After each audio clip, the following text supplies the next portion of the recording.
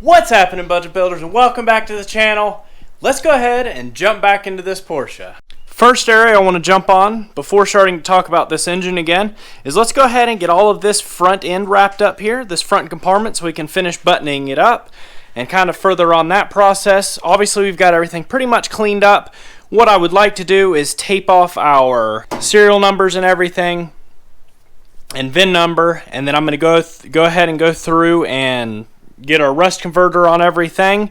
And then what I would like to do with this bottom section, you know, it's got a little bit of rust pitting and stuff, but it's no holes or anything and nothing terrible. I'm going to take some of this Worth high build under seal, which I'm pretty sure is what they factory used on this car, and we'll go through and go ahead and I'm going to tape it off and hit everything on the bottom side there, considering everything will be covered up with a carpet anyways, but I think it'll look really good, and I think that'll go ahead and wrap up our front end area there. And then we'll jump back into that interior and try to get it wrapped.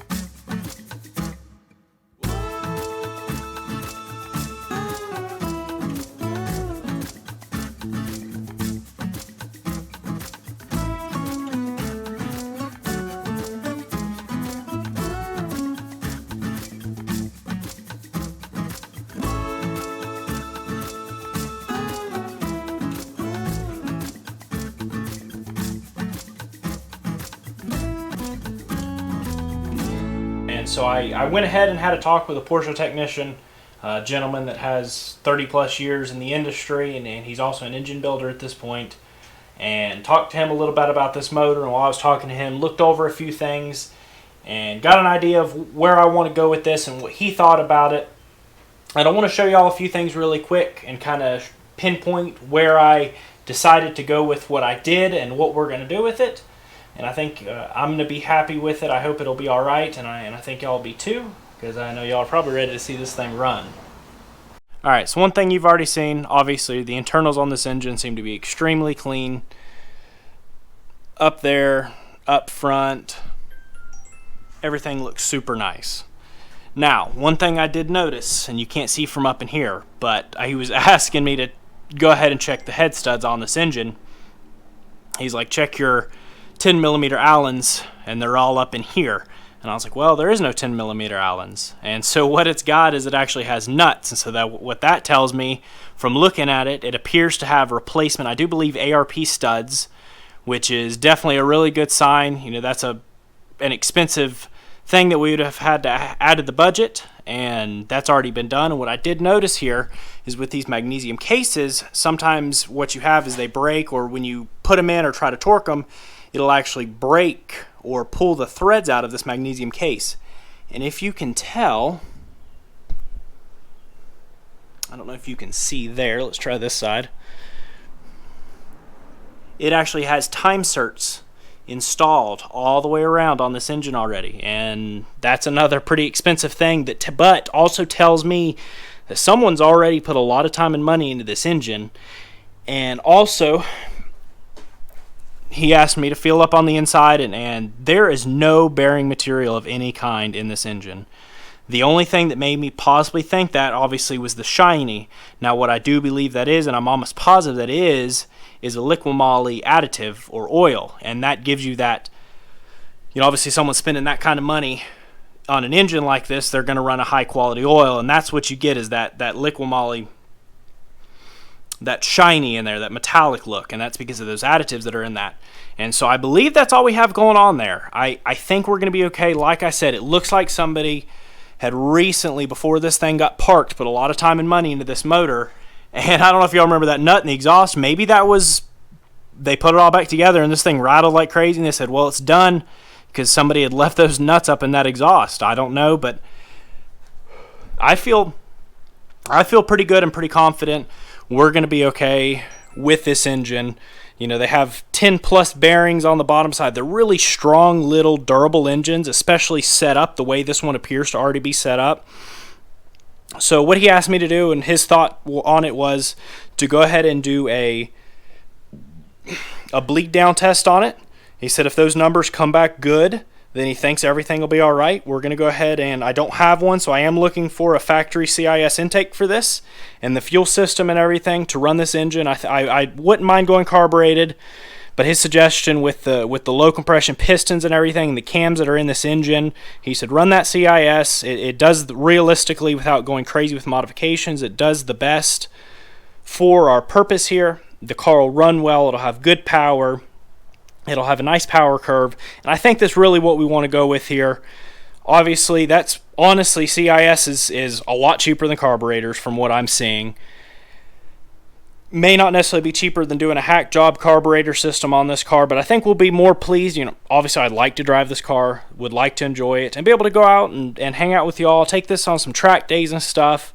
And with everything that we're seeing with the time certs and the studs and everything that we're seeing so far in this engine, I think we're going to be okay. I think this is going to be a happy little engine as long as those numbers come back on that leak by test. So what I need to do is, I don't have that tool. I will run to Harbor Freight and pick one up, one of their higher quality ones, and hopefully it'll work all right for us. So I think everything will be good here. We'll just re-gasket everything. I do still need to pick up a distributor for this thing, and for the time being, you can see these are fairly new, but obviously the tensioners, but these are the ones that break down, but they do make a clamp that goes in here that keeps them from a catastrophic failure, and I've already ordered those and have those, and so we'll go ahead and add those as well, so we know we won't have any kind of catastrophic failures. Again, everything's super clean up in there, so I think we're going to be all right in this engine. It's just a matter of getting this thing cleaned up, checking those leak down numbers, make sure everything looks good, slapping a clutch on it, cover, alternator, getting it set up, and getting it back in the car so we can run this thing.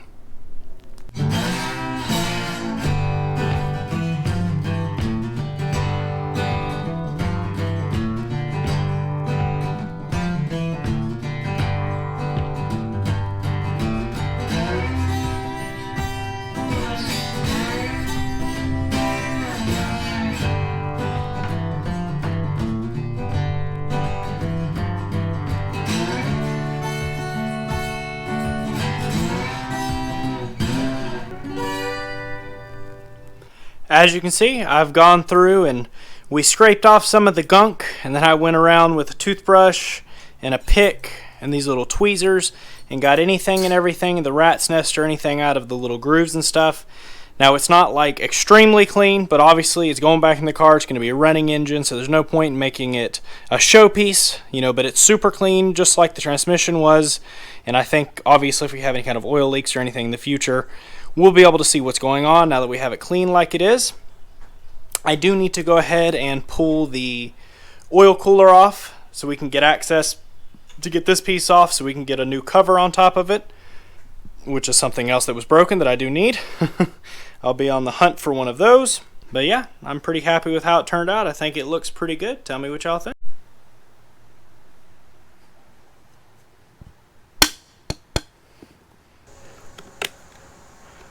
This is not the way to do this, but I keep forgetting to grab some white snippers from Dad's house, so this is how we're gonna go about this.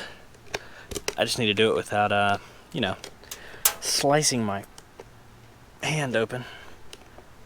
I could be wearing gloves, but that wouldn't be any fun. Alright, so what I'm doing now really quick, because I had some concerns about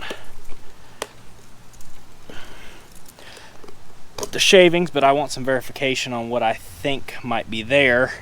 So what we're going to do is take this filter apart and actually look on the inside and see if we have any kind of bearing material, or if that is what I thought it was, or is what I'm thinking it is, and just an oil additive. So I don't know about y'all, but I'm ready to fire this thing up. Alright, so got it apart. Honestly, nothing really major down there. There's a few little bits and pieces, but no chunks of bearing material or anything that I can see. And if I dig through here, I don't know if you can see, there's a few little bits here and there at random. I don't know if you can see down in there, but when I actually go to pull them out,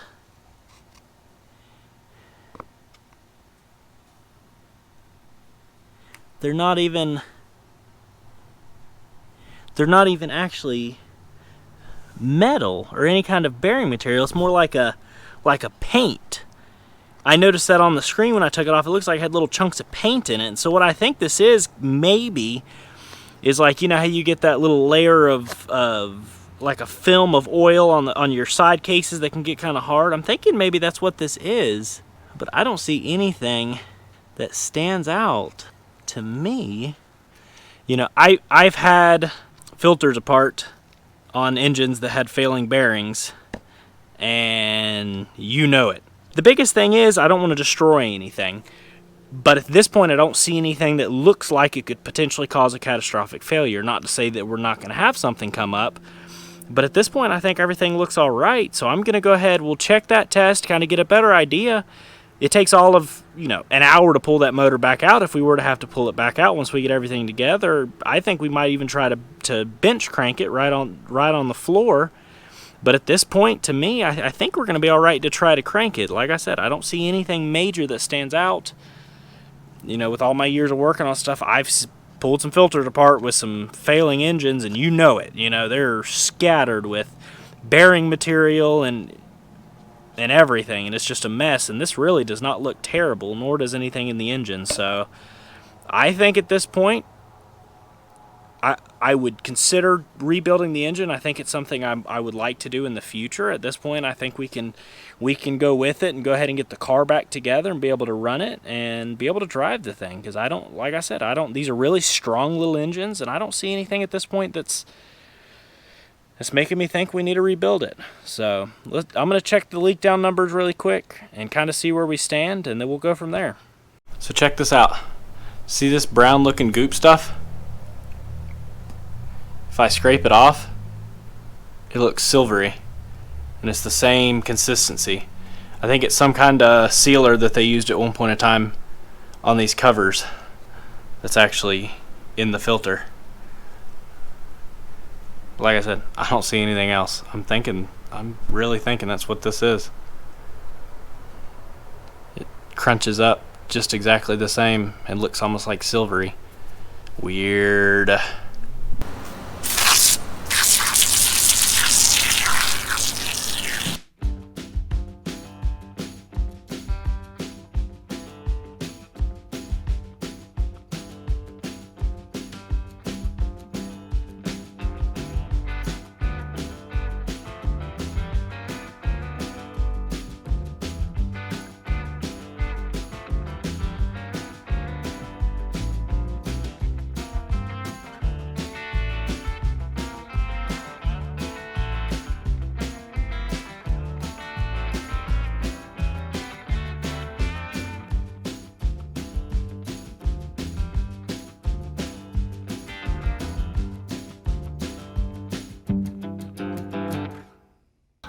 Alright, so I did lose my audio again.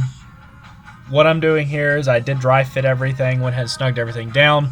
Obviously, I didn't want to put any sealant on it at this point because I know that once we run it and all, we will have to adjust those valves once again. Also, what I'm fixing to say is it's stinking hot. It's been like 100 and something degrees real feel with like 90% humidity. It's been crazy, but we're making by, doing what we need to do. Alright, so we want to go ahead and install our locks now at this point.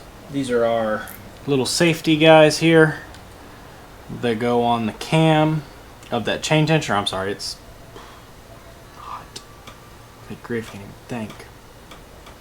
Alright, so in the directions here it says you want these in their utmost highest position, and we have nice tension there and everything, and I've been spinning it around, so I think we're alright there. So what we need to go ahead and do is you take this and you have a block. It's a little gauge block. Tell you how high it needs to be, and they give you these little bolts that are already pre-Loctited. I'm going to set it on there and get them started.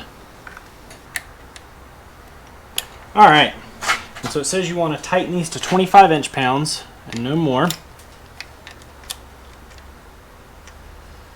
But I don't, they give you this little torque wrench. Basically, you just want to get these things snug but you do not want to overdo it. Alright, well there we go. So if this thing fails, which obviously it's fairly new, don't think it will, but it's always a possibility, because these things do have that issue. Instead of going through the $850 conversion to go to the hydraulic tensioners, or the oil pressure whatever ones, you've got these little guys, and for 25 bucks we've got those lock guards on there. And obviously if we drive it around for a few hundred miles and they break, you'll hear it before any kind of catastrophic failure happens. And then at that point we can go ahead and potentially consider doing the updated hydraulic style, oil pressure style ones. Alright, so I am going to leave these off for the time being, just until we get our distributor in, so we be sure that goes in the right way and it's exactly where it needs to be. Obviously I think we can do it without having these, but I just like the extra precaution so we know everything's right and where it needs to be. Alrighty, now it's time to focus a little bit in the rear area here while we're waiting on some of those parts for that engine. Obviously want to try to keep everything going on this car. We're kind of in that funky stage where I'm trying to get the funds together to be able to pay for these parts and stuff, the larger items now that we're needing to kind of get this car pushed together.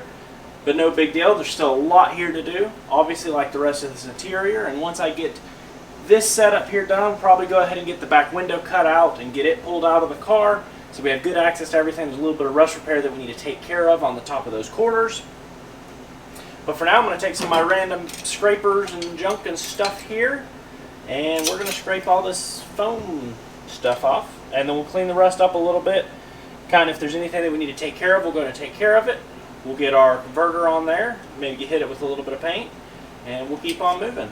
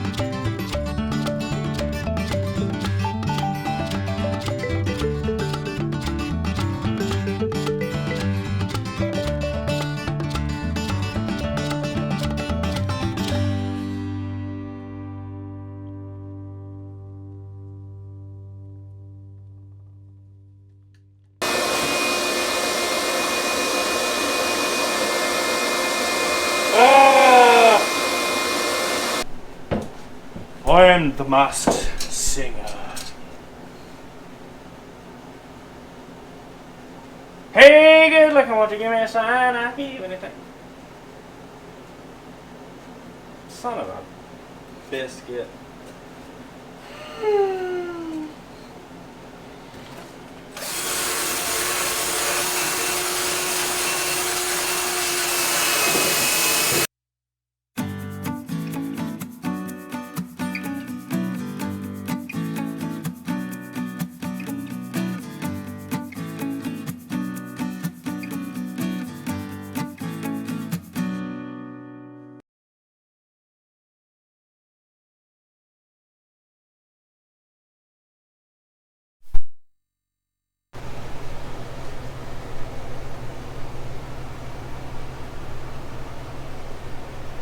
Alright, so as you can see, we've got this back, Alright, so as you can see, we've got this back section cleaned up. Now, thankfully, this was as far as structurally, how solid it is. This was one of the nicest parts on the car. So it only took me a few hours to get everything cleaned up. Not too bad. But we went ahead and got all the adhesive and everything off, and then I went ahead and knocked down all the surface rust. Now, there's just a few spots here and there that has a little surface rust. And so what we'll do is take our rust converter, stabilizer stuff, converter thing, whatever here, and we'll hit those few spots, and then we should be good. I'm not going to paint everything back here, because we are going to end up painting the whole car, and obviously this stuff will get hit and everything. So let's go ahead and just touch up the few spots that do have the rust that needs to be taken care of. But overall, everything looks really good back here. I'm really happy. I don't really see anything in the rear section back here that I needed to repair at all. So we should be good to go. I'm going to go ahead and hit it and let it ride.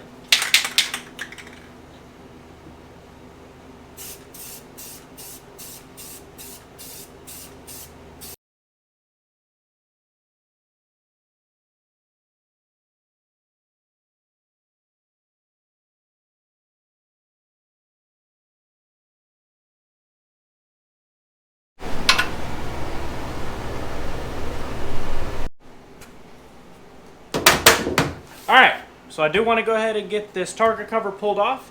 So what you've got two bolts on either side that come up from the inside of the wheel well. And they are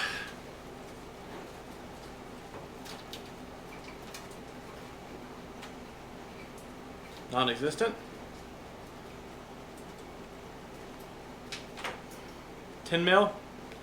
So let's go ahead and grab a ratchet. I'll show you up in there and we'll see if we can get it loose. I soaked it down a couple weeks ago with some PB Blaster or some WD-40 or some other kind of stuff, I don't remember.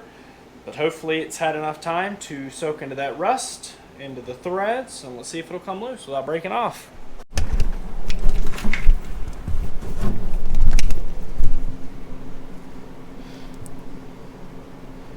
Alright, so I hope you can see them up there. Got two little nuts on the studs. Let me get my ratchet up there and let's see if we can get them off. Alright, please don't break, please don't break, please don't break, please don't break. Okay, so if you do, it is what it is, oh well.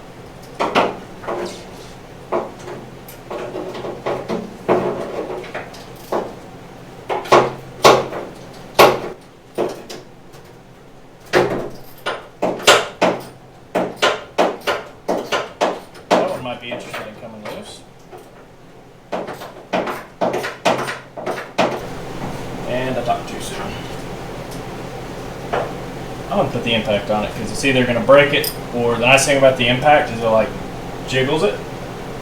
Because it jiggles it off. Alright. Let's see what happens.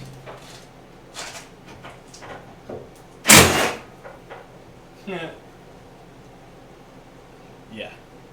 That wasn't going to happen.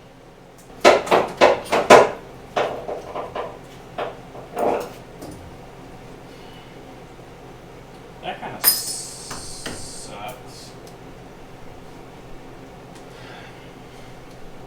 Okie dokie. Let's go break the other side. Woohoo! Alright. Alright, so as you can see, both of them came off on the other side. So, rule of thumb, obviously, like I was saying with the impact, normally it'll wiggle them loose. With that side, I couldn't quite get the impact on it. I had to try to use the ratchet. I made the impact work on this side, and as you can see, they both came off. They're not great shape, but we will figure something out and make something work on this side. Obviously, they're just welded on, so no big deal. We'll put some new studs on there. Nice shape.